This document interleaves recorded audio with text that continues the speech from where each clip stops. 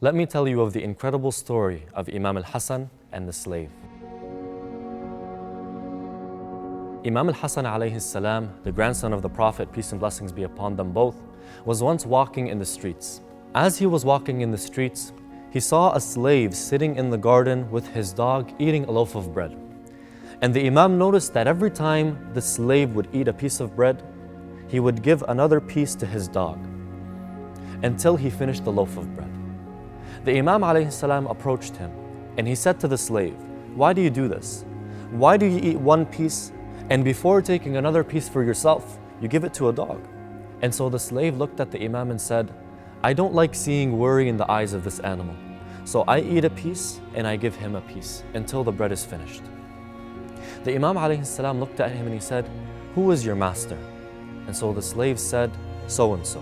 And so the Imam alayhi salam asked him, "And whose garden is this that you're sitting in?" The slave said, "It's for my master." And so the Imam alayhi salam walked away from the slave and came back after a certain amount of time. He looked at the slave and he said, "O slave, I have bought you." The slave got up and said, "I obey God, the Prophet, and you, my master." The Imam alayhi salam said, "I also bought the garden, and I have freed you and I have given you this garden." The Imam alayhi salam saw the compassion from the slave towards a dog. And so the Imam alayhi salam wanted to reciprocate that same passion and give that man a new life. Sometimes, my brothers and sisters, one small deed with sincerity can open up a whole new door of blessing and a whole new life for the person that wants Allah subhanahu wa ta'ala and the hereafter.